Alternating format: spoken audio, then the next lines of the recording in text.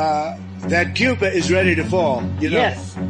Cuba looks like it's ready to fall. I don't know if they're going to hold up. U.S. President Donald Trump is warning Cuba that it could be next in Washington's crosshairs. Cuba.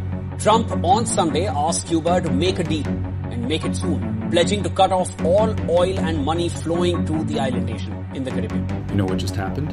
On January 11th, 2026, Donald Trump announced he was cutting off Venezuela's oil supply to Cuba. It sounded like just another aggressive headline. But within hours, something far more interesting happened. Canada's Prime Minister, Mark Carney, quietly boarded a plane to China. No press conference. No dramatic speech. Just a silent move, powerful enough to reshape the global energy map. So what opportunity is Canada seizing that most of the world hasn't even noticed yet? To understand this moment, we have to rewind just 8 days earlier. U.S. forces arrested Venezuelan President Nicolas Maduro, an unprecedented geopolitical shock. Venezuela was once an oil giant, pumping nearly 3.5 million barrels a day in the late 1990s. Today, it's looping along at roughly 800,000 to 1.1 million barrels. Cuba, which relied on Venezuela for almost half of its oil needs, suddenly went dark. But here's the uncomfortable truth about global energy. One country's crisis is another country's opportunity. When Trump declared he was redirecting Venezuelan oil back toward U.S. markets, he didn't just pressure Cuba, he opened a massive energy gap in Asia. And Canada, quietly, patiently, was ready. For years, Canada's oil industry was trapped. Almost all of Alberta's crude flowed south into the U.S. Midwest through aging, pipelines built for a different era, no flexibility, no leverage. But that changed in 2024. That's when the Trans Mountain pipeline expansion was finally completed, tripling capacity to nearly 890,000 barrels per day. This wasn't just another infrastructure project. It was Canada's first real gateway to the Pacific. For the first time, Canadian oil could reach the coast, load onto tankers, and head straight to Asia, China, Japan, South Korea, Taiwan. No permission required. And the numbers tell a story most people missed. Before 2023, China imported barely 7,000 barrels per day of Canadian oil through Trans Mountain. By mid-2025, that number jumped to more than 200,000 barrels per day. That's nearly a 30-fold increase. Even more shocking? For the first time in history, China was receiving more oil from Trans Mountain than the United States. Now, don't misunderstand this. Canada hasn't abandoned the U.S. market. Far from it. Canada still exports around 4.4 million barrels per day to the United States, roughly 60% of its total oil exports and America's largest foreign supply. The oil flowing west is still small compared to the flood flowing south. But symbolically, it changes everything. Because energy isn't just about volume, it's about options. And options create power. That's why the timing of Carney's visit to Beijing matters so much. Trump made his announcement on January 11th. Just 2 days later, Carney was already in China. This was the first official visit by a Canadian Prime Minister since 2017, nearly a decade of diplomatic silence. No flashy announcements, no social media theatrics. Just closed-door meetings, handshakes, and signed agreements. That's the Canadian approach. Quiet, calculated, deliberate. And while Trump was loudly asserting control over Venezuelan oil, he was creating a paradox. The United States wants dominance over energy flows. But by forcing Venezuelan oil back toward U.S. markets, Washington pushed its own allies in Asia into uncertainty. Japan, South Korea, Taiwan, all energy-hungry economies, all dependent on stable supply. And suddenly, Canada looks very attractive.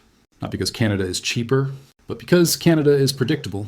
Energy analysts point out that rebuilding Venezuela's oil industry would require at least $50 to $100 billion and a full decade of work.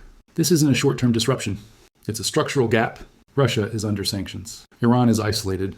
Brazil is expanding production, but can't fill the void overnight. Canada, meanwhile, already has the pipelines, the ports, and, most importantly, a transparent legal system. When China signs an oil contract, they aren't just buying barrels. They're buying certainty. They're buying the confidence that next year those barrels will arrive, without a sudden policy reversal or an unpredictable announcement blowing everything up. That's why Carney didn't need a dramatic sales pitch. He just had to point at the Trans Mountain pipeline and say, "We're already delivering." But behind the strategy and the numbers are real people. In Alberta, oil workers have lived through chaos before.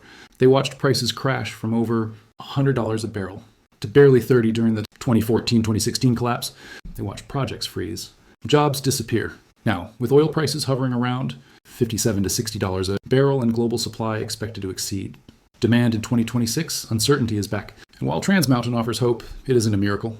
The project cost more than $34 billion Canadian dollars, far above its original estimate. It's currently operating below full capacity, partly because shipping fees remain high. Smaller producers still struggle to secure pipeline space. So while exporting oil to Asia sounds impressive, not everyone benefits equally. On the other side of the Pacific, procurement managers in China aren't emotional. They're calculating. They know Venezuela could recover partially in a few years. They know global oil markets may be oversupplied by up to 3.8 million barrels per day. Canada is one option among many. But there's one factor spreadsheets can't fully measure: trust. With OPEC Plus easing production cuts, Russia selling oil through shadow channels, and Iran always carrying political risk, Canada stands out as something rare, stable.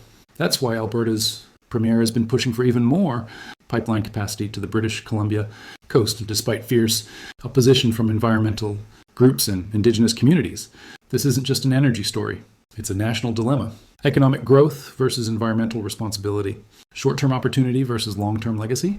And while politicians argue workers keep showing up, they know this window may not last forever. But for once, Canada isn't just looking south. It's looking west. So who's really controlling this game? Trump, with his loud announcement cutting off Cuba's oil? Or Carney, with a quiet visit to Beijing? Is Canada truly breaking free from the shadow of the US market? Or is this just the first step in a much longer journey? And in a world where stability is becoming rarer than oil itself, can Canada's calm, methodical strategy outperform America's aggressive unpredictability? This video explores a speculative analytical scenario based on publicly available information and global energy trends. It does not reflect confirmed policy decisions or official government plans, because in the global energy game, the winner isn't always the loudest voice. Sometimes, it's the one who knows exactly when to move.